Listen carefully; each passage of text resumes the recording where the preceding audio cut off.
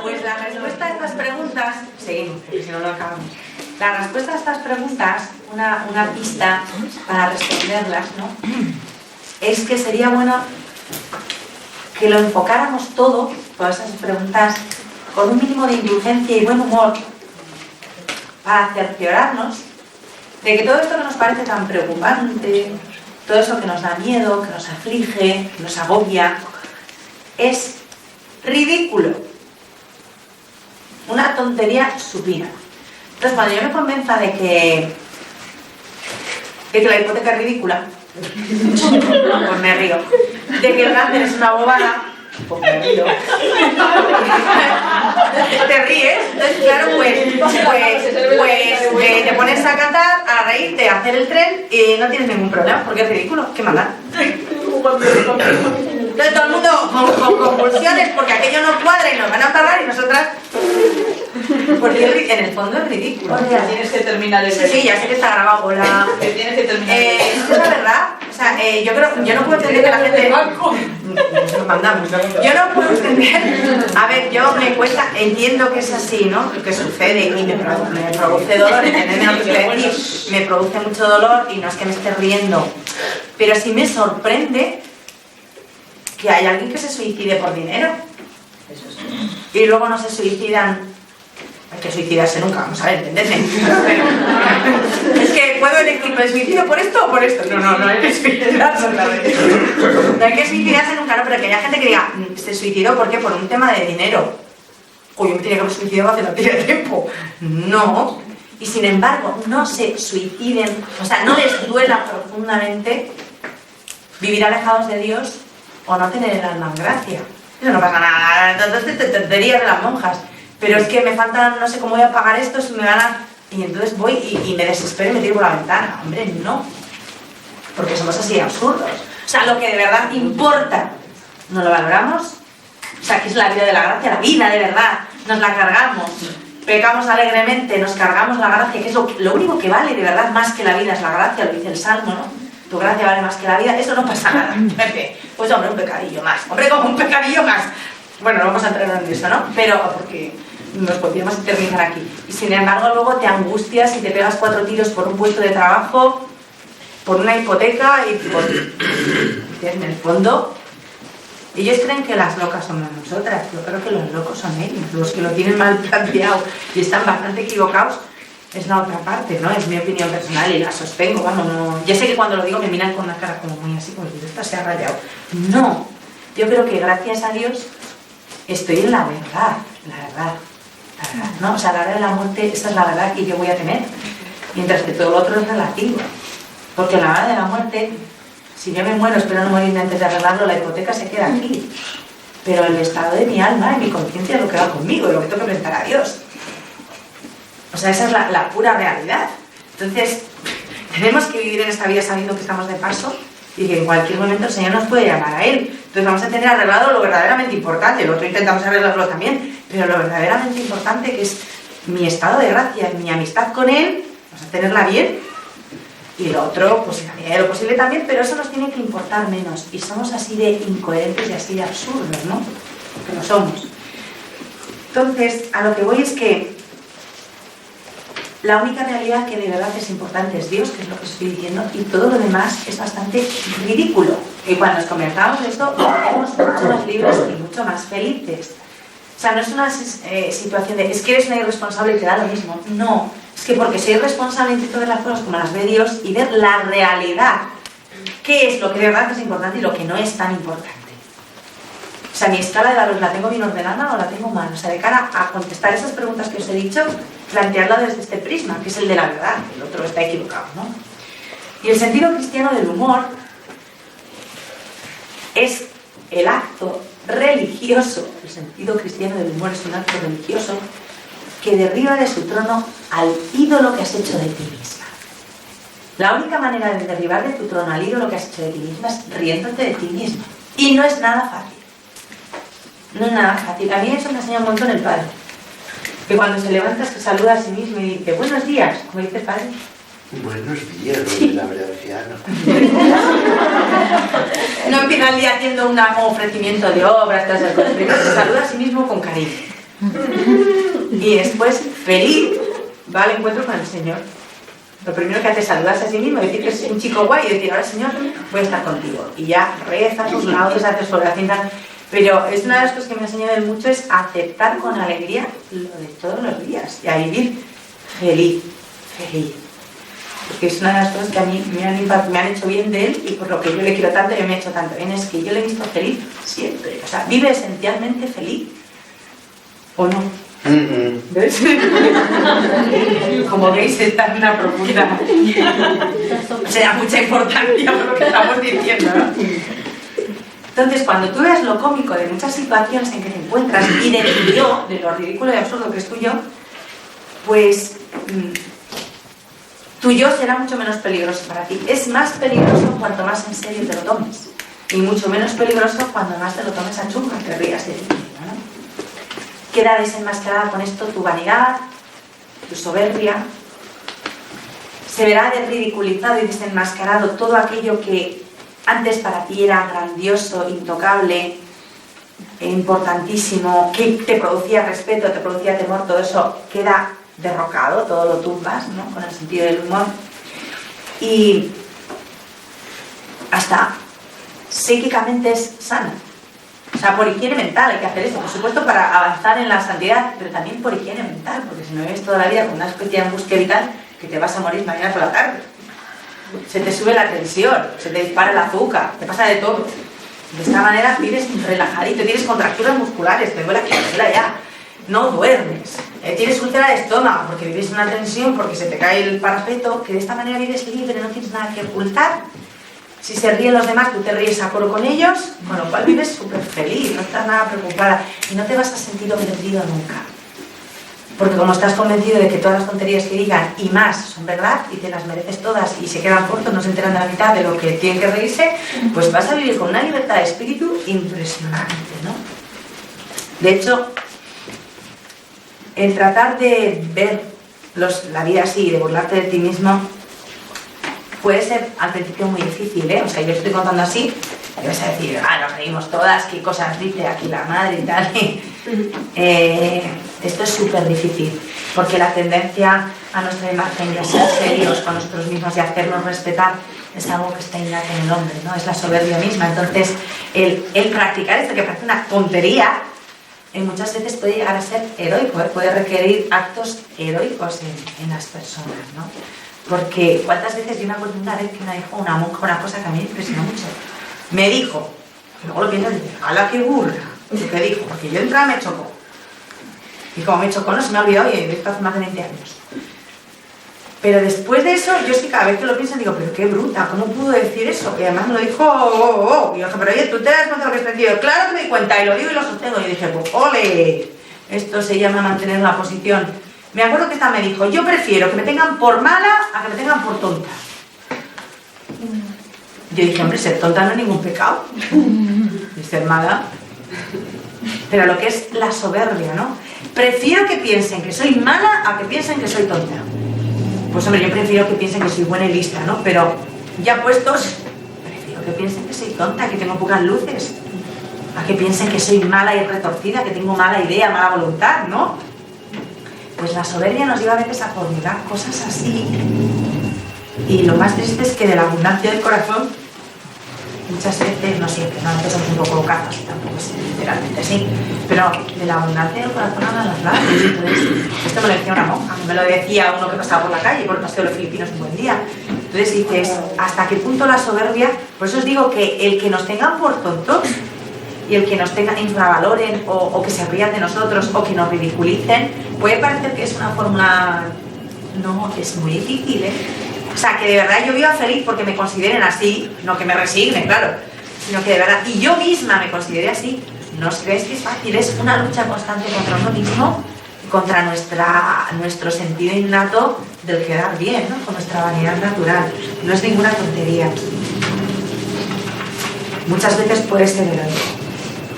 Pero si lo logramos y vamos trabajando esto, nos irá depurando de todo egoísmo y fortalecerá nuestra fe. Y insisto en lo mismo, deja claro cuál es el lugar de Dios, ¿no? Veremos con nitidez que nuestra vida El incuestionable, el único, el importante es Dios, no todo lo nuestro. El sentido del humor cristiano te da una mujer libre, una persona libre, sobre todo libre de ti misma, porque somos esclavos principalmente de nosotros mismos. Nuestra mayor esclavitud es nuestro apego a nosotros mismos, a nuestra imagen, a nuestro bienestar.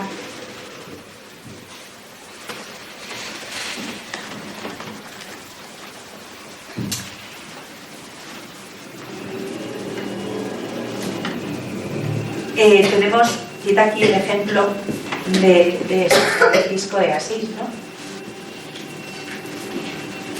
Que dejó todo en manos de su padre de la tierra, para seguir la voz de Dios, y entonces se sintió libre y el mundo entero pareció ponerse de cabeza.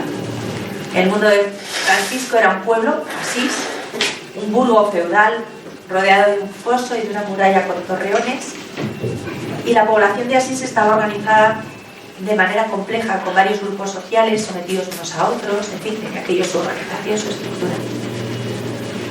De pronto aquel mundo le parecía a Francisco algo totalmente absurdo y ridículo, ¿no?, a la luz que recibió de Dios. Y entonces bastó un solo gesto para que aquel importante mundo de Asís, integrado por los serios, los respetables, los patricios, los señores feudales, la nobleza, se hundiera y se derrumbara, se echó todo abajo. Todo lo que percibió Francisco a través de la lente de lo absurdo se le presentó como algo ridículo, como polvo y cenizas. Delante de Dios las fuerzas de los hombres resultaban insignificantes y ridículas. Y él entendió que había una única realidad importante y seria para la que merecía la pena vivir: Dios. Dios y su voluntad. De la voluntad de Dios es de lo único de lo que no tenemos que burlarnos jamás, y de lo que muchas veces nos burlamos, o dejamos aparcado o le damos menos importancia, ¿no? La voluntad de Dios. Hay que amarla, la voluntad de Dios hay que amarla, y con la confianza del niño aferrarse a ella como lo único importante. O sea, nuestro único Dios es ese. A lo único que nos tenemos que aferrar con uñas y dientes y con todos nuestros seres, a la voluntad de Dios, ¿no? Y en la base de la mayoría de los pecados está ese inalterable sentido de la importancia y de la seriedad absoluta hacia nosotros mismos. Cualquier pecado que cometamos, en el 99% de los casos, viene de que yo me considero muy importante. La base de cualquier pecado, el principio, el origen, suele venir de ahí. Que lo primero, lo importante, lo fundamental, lo que importa soy yo. Generalmente peco porque yo me creo muy importante. Porque si tuviera claro quién es el importante, no pecaría. Permanecería en mi lugar. Mi voluntad, lo que yo quiero, mi deseo, mi capricho, mi egoísmo disfrazado de, da lo mismo un pecado que otro, la materia que sea. Al final el pecado es que yo me antepongo a Dios, y yo soy primero que Dios, y yo impongo lo que yo quiero para Dios. Yo soy más importante que Dios, por eso peco.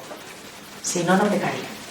O sea, la raíz de cualquier pecado es eso. Por eso es tan importante reírnos de nosotros mismos, porque cuanto más nos vayamos riendo de nosotros mismos y menos importancia nos demos, menos posibilidades hay de pecar, más a salvo estamos, ¿no?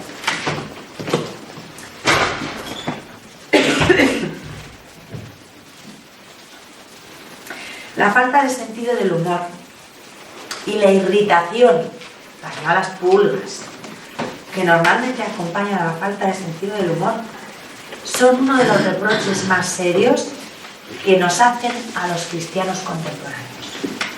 Los que no creen, los que están en búsqueda, los que tienen dudas. Uno de sus argumentos estrellas es nuestra falta de sentido del humor, nuestra cara de amargaos, nuestra irritación. Eso es un antitestimonio impresionante.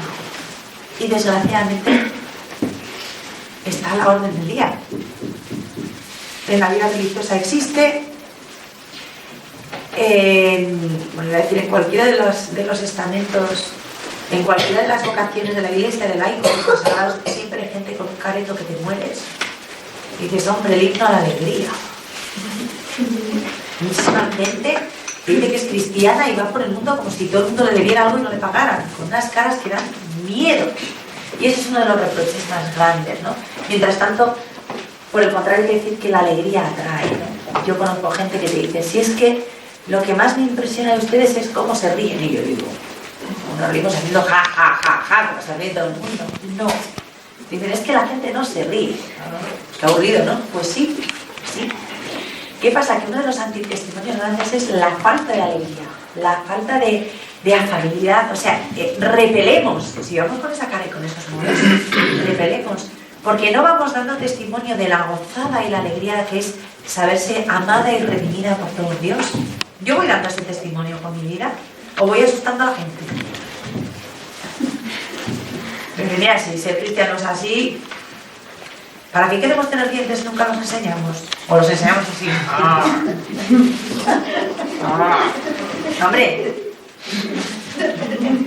hay gente que te enseña los dientes. A ver, si un poco los dientes.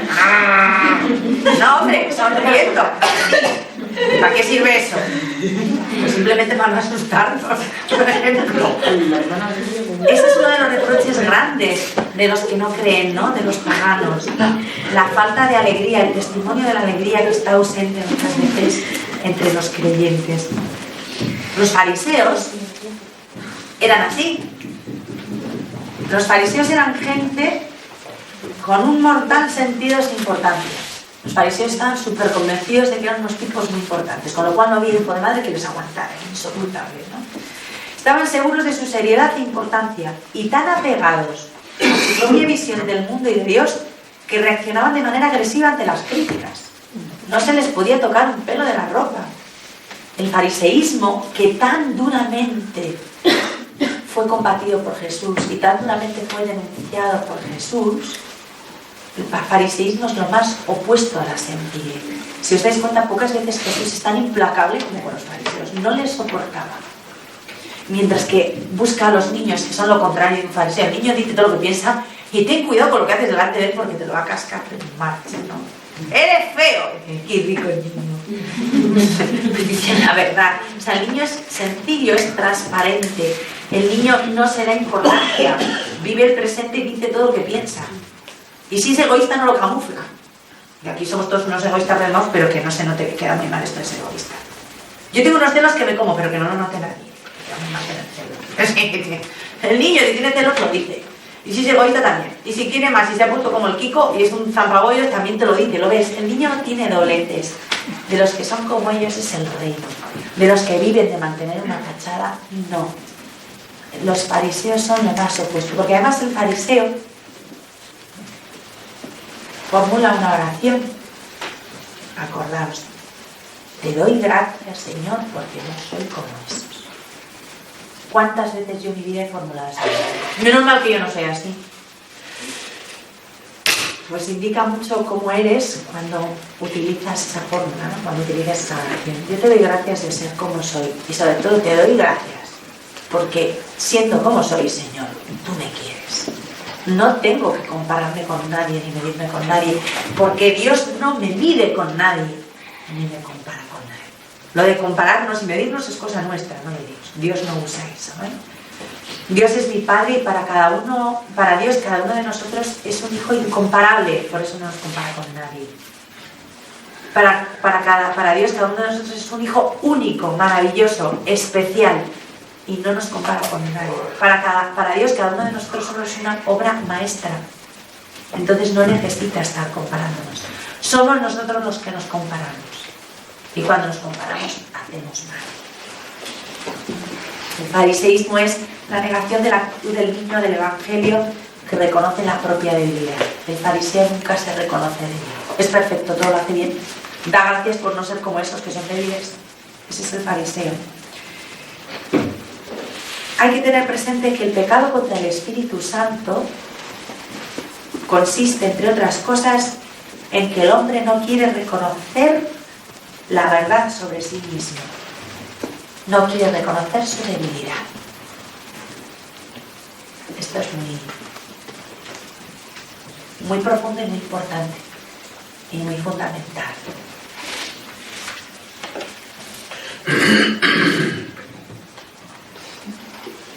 Otra de las cosas que tenemos que hacer es aprender a tomar distancia de nosotros mismos. Aprender a tomar distancia de nosotros mismos. ¿Y eso cómo se hace? Pues muy sencillo. No vivir las 24 horas del día pendiente de ti misma.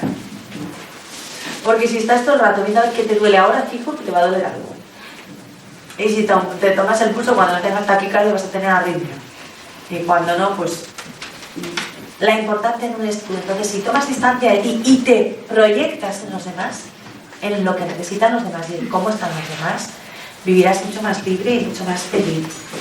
Tomar esta distancia te va a permitir vivir con mucha más plenitud el Evangelio. Anunciar a todos la alegría, la buena noticia de que somos amados por Dios. Y de esta manera tienes también un arma, una garantía para que nuestros asuntos, tus asuntos, los tuyos, los de cada una, dejen de ser lo más importante. Nos permite evitar prisas, preocupaciones excesivas, la absorción por nuestros asuntos, para escuchar la llamada de Jesús, según la cual hay una sola cosa necesaria, es estar con Él, ¿no? Y estar en los asuntos de Él, no en los míos.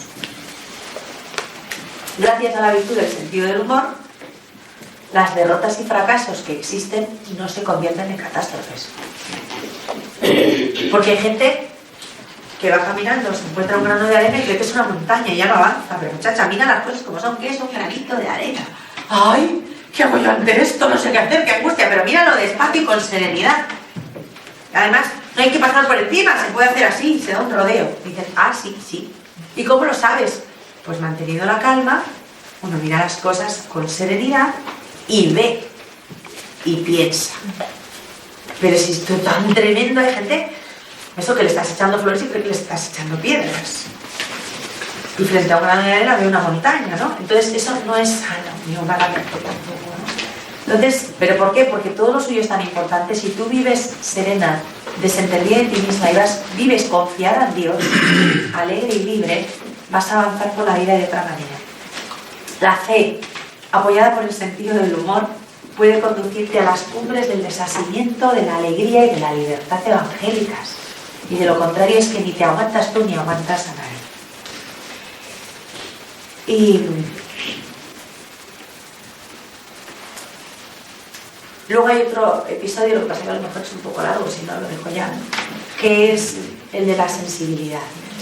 Hay gente que dice, es que yo soy muy sensible. Y yo digo, los demás de corchopán, no te digo. Y hay gente que, es que yo soy muy sensible. Y digo, ¿y será que yo de cemento armado, no? Porque hay gente que como son muy sensibles, ¿y entonces qué pasa?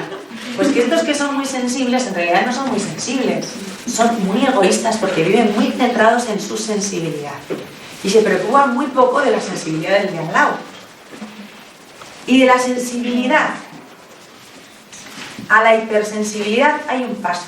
La sensibilidad es una característica del ser humano. La hipersensibilidad ya no es buena. Y la susceptibilidad es nefasta.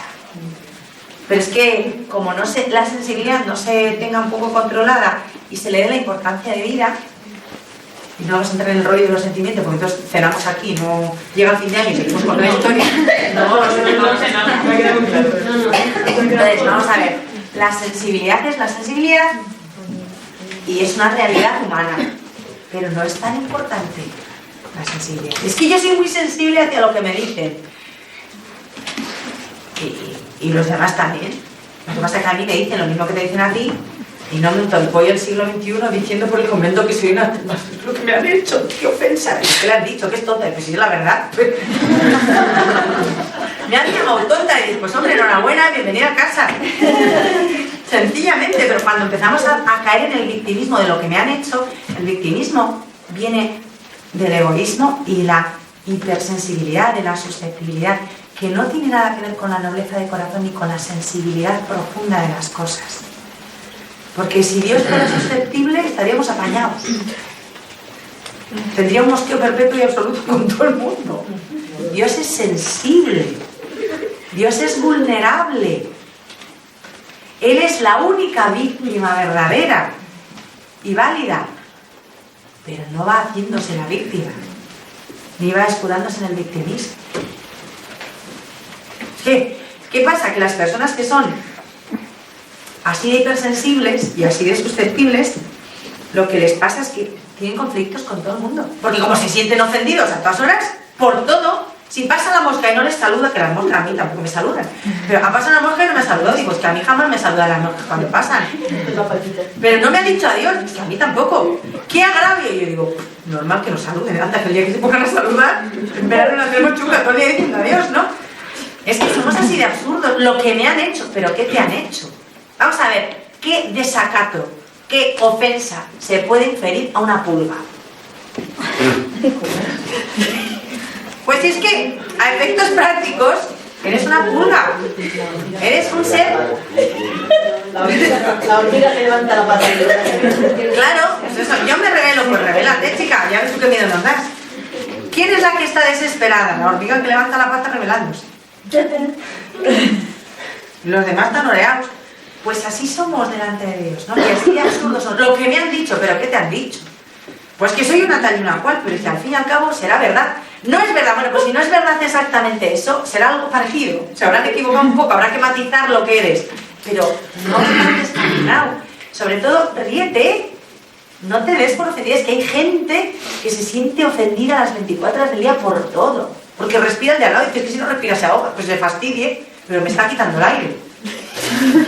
Hay gente así, ¿eh? O sea, lo estoy llevando un poco al extremo, pero hay gente que vive así en el mundo y en el convento también, en toda parte, vamos, quiero decir que esto es entonces, como no aprendas a vivir de otra manera, vas a vivir siempre cargado, porque siempre te vas a sentir ofendido por algo.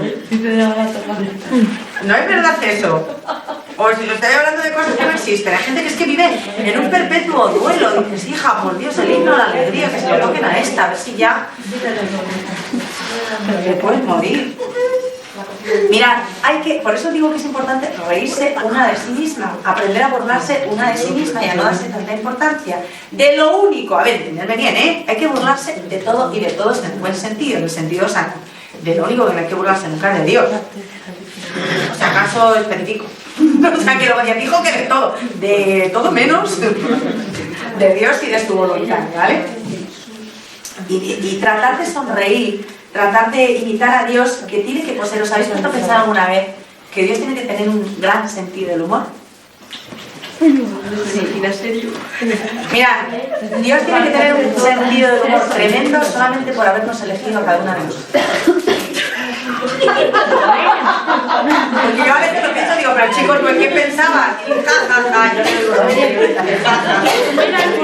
Dios tiene que tener un gran sentido del humor solamente por habernos elegido. Si no tuviera sentido del humor, nos iba a haber elegido a nosotros. No. Sí, sin sentido del humor, va a ser muy aburrido.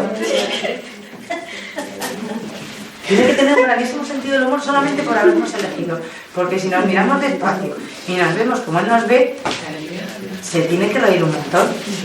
Sobre todo cuando nos ve empeñarnos en hacer cosas rarísimas para que Él esté contento y dice, pero si es que hagas lo que hagas, yo te quiero y estoy contento. Si lo único que quiero es que permanezcas abierto a mí y me conformo con eso, y nosotros ahí haciendo pinos y cosas rarísimas y diciendo, y de hecho los grandes santos tienen un gran sentido del humor. Santa Teresa, nuestra madre, lo tenía. Era muy irónica. De hecho, en las cartas, si las leí despacio, tiene muchísimo sentido del humor. Y en concreto hay una persona que todavía está viva, que yo conocí, que yo me imaginaba de una manera totalmente distinta, y cuando le conocí personalmente me sorprendió ver la chispa que tenía y el sentido del humor que tenía. Y es el padre Luis María Mendizábal. Claro, tú lo escuchas en sus horas santas, con esa unción de voz que tiene, más esa dulzura, ese tono, la profundidad de lo que dices. Que me imaginaba un jesuita impoluto, con su sotana bien puesto, delgadito, no sé por qué delgadito, porque luego delgadito tiene nada, pero y bien. Entonces, cuando le conocí personalmente, yo me iba a ver al padre Mendizábal. Y es una persona que está continuamente riéndose de todo, de todos y de sí mismo. De lo único que no se ríe es de Dios. Pero tiene un profundo sentido del humor. Yo estoy convencida que en el momento en que muera, iniciará su causa, porque Es un santo y mucha gente le tiene por tal, tiene fama de santidad ya. Y es una persona que de lo que te llama la atención es el profundo sentido del humor que tiene. Por eso yo le tengo por santo. Si le viera con aire de magistrado de luto, diría todo lo que nos ha dicho sobre el amor de Dios es mentira. Porque si está convencido que Dios le quiere como él dice que nos quiere, y es muy incidente en lo que es el amor de Dios y el corazón de Jesús, por eso vive feliz y se muere de risa. De lo contrario, yo no me creería lo que él dice. El hecho de conocerle y ver cómo era en su vida así, en su trato, me ayuda a valorar más lo que ha escrito y lo que ha dicho, porque he comprendido que era de verdad, que no eran palabras, que no era teoría, que era algo vivencial de él, y por eso vive feliz y se muere de risa y se ríe todo el mundo, ¿eh? Tiene una ironía finísima, muy del norte, muy... Y eso es lo que tenemos que intentar, tratar de imitar a Dios y reírnos un poco de todo. Y luego hay una cosa que si queréis a Dios, y no ya lo dejo, que es el patrono del humor. ¿Sabéis quién es el patrono del sentido del humor? Un inglés, esto es inaudito, porque el humor inglés es Santo Tomás Moro. Es que el humor inglés suele ser bastante macarrón con los ingleses que no tienen sentido del humor. Pues este, como es santo, y es uno de los pocos santos que hay ingleses, es patrono del sentido del humor, y os voy a decir por qué. Porque supo reírse de sí mismo hasta el último instante de su vida. Hay una película sobre él, algunas la habéis visto, otras no lo sé, que es Un hombre para la eternidad, que a mí me encanta. Tomás Moro era un hombre tremendamente inteligente, muy inteligente, y como era muy inteligente se reía de sí mismo. Todo concuerda, ¿no? Y sabéis que bueno, fue acusado de alta traición al rey porque se negó como católico a admitir el cisma anglicano, a renunciar al sometimiento al Papa. Él dijo que él era católico y el Papa de Roma era el Papa de Roma. Entonces, y se negó a reconocer el matrimonio del rey con Ana Bolena, ¿no? Entonces, por eso, siendo el primer canciller del reino, era como el primer ministro, o sea, después del rey era el inmediato, pues de estar en ese puesto altísimo, acabó en la Torre de Londres y por último ejecutado, ¿no? Pero él se negó a reconocer eso y perdió todo. Y sabía lo que perdía cuando se negó a reconocer aquello, ¿no? A reconocer la autoridad del rey y el matrimonio del rey. Entonces él fue encarcelado y hasta el último momento,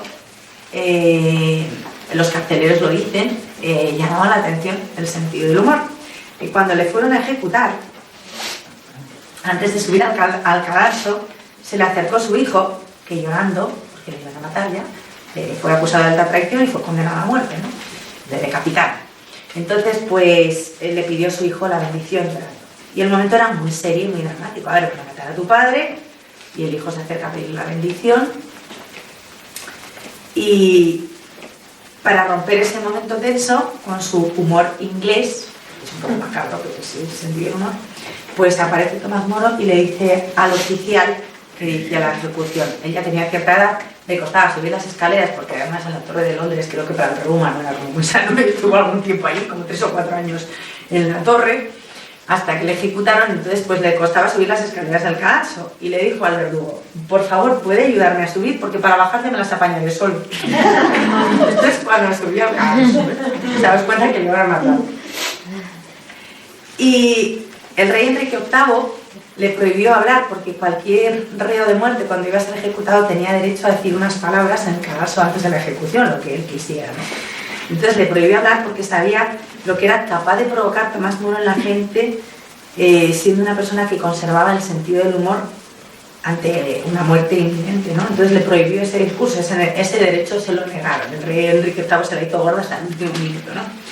Y el hombre que tiene un auténtico sentido del humor religioso es temido incluso por el diablo, mucho más por Enrique VIII, por supuesto. No se le permitió dar el discurso y el condenado solamente pudo decirle al verdugo, al oficial de la ejecución, lo siguiente. Le dijo: fíjese que mi barba ha crecido en la cárcel. Es decir, ella no ha sido desobediente al rey, ella no ha traicionado al rey, por lo tanto no hay por qué cortarla. Permítame que la parte y córteme solo el cuello. Esas fueron sus últimas palabras. Pues digo que es un humor inglés un poco macabro. Esas fueron sus últimas palabras. Las últimas palabras de Santo Tomás Moro, que es mártir. Esas fueron sus últimas palabras. Tomás Moro supo burlarse de sí mismo y colocar sus asuntos, su propia muerte, bajo la lente de lo ridículo, de lo absurdo. Y es que ante Dios, la única realidad para la que merece la pena vivir,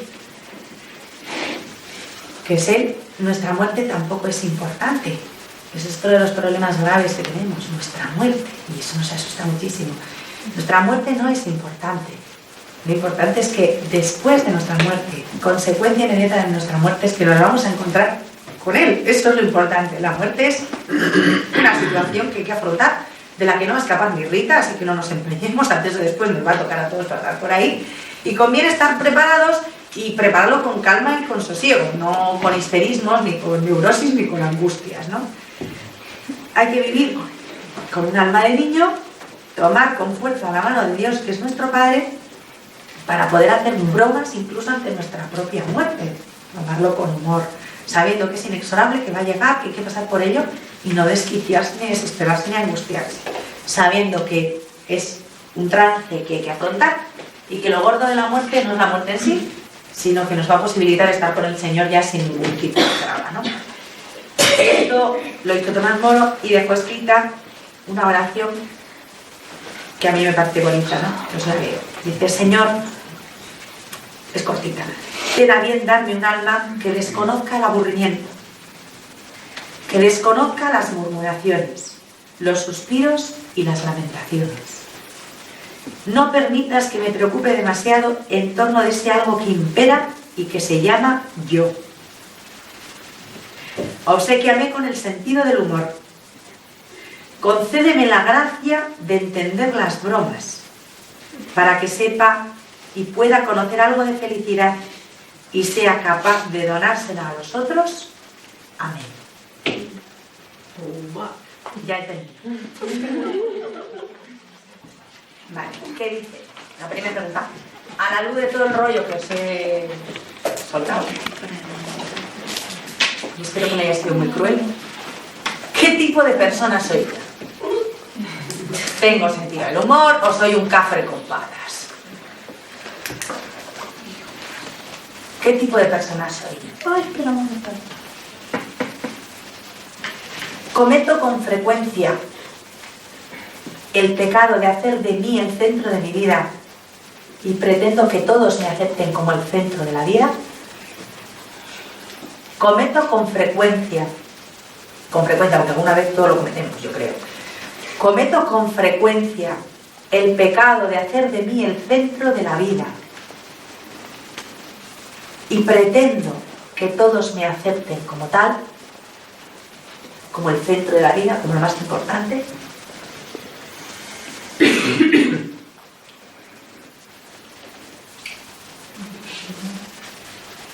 Siguiente pregunta. ¿Soy sensible, hipersensible o susceptible? ¿Qué soy? ¿Sensible? ¿Hipersensible? O sea, ya empiezas a ser inaguantable. ¿O susceptible, que es absolutamente insoportable? ¿Sensible? ¿Hipersensible o susceptible? Y esto que yo soy, ¿lo proyecto hacia mí o soy capaz de proyectar la sensibilidad hacia los demás? Porque yo soy muy sensible. ¿Hacia quién? ¿Hacia ti mismo o hacia los demás? Que sea con una pregunta, no una dosis. Y después, la última pregunta, que esta también es, me ha hecho pensar bastante. ¿Juzgo como superficiales, huecos, tontos a los que tienen sentido del humor? Me parece que no son personas serias, responsables, capaces, porque tienen sentido del humor. ¿Les juzgo de esa manera? Es que a veces cuando somos tan serios, lo hacemos todo tan bien, vemos a alguien que enfoca la vida de otra manera, tiene sentido del humor, se ríe de las cosas, enseguida lo etiquetamos y lo juzgamos como que no puede ser serio, no puede ser santo, es superficial. Y a lo mejor lo que pasa es que tú no estás a la altura, no le sabes seguir y en el fondo, en vez de reconocer que tú no llegas, te dedicas a que el que tienes una apreciación de los otros que se convierte en un juicio. El que se está todo el día riendo no puede ser espiritual. ¿Quién eres tú para saber eso? Para ser espiritual hay que tener cara de magistrado de luto. Si hay alguien que es alegre, sencillo, vive feliz, lo demuestra, yo le juzgo como superficial, hueco y poco espiritual. Caigo a veces en esa tentación. Y eso es todo.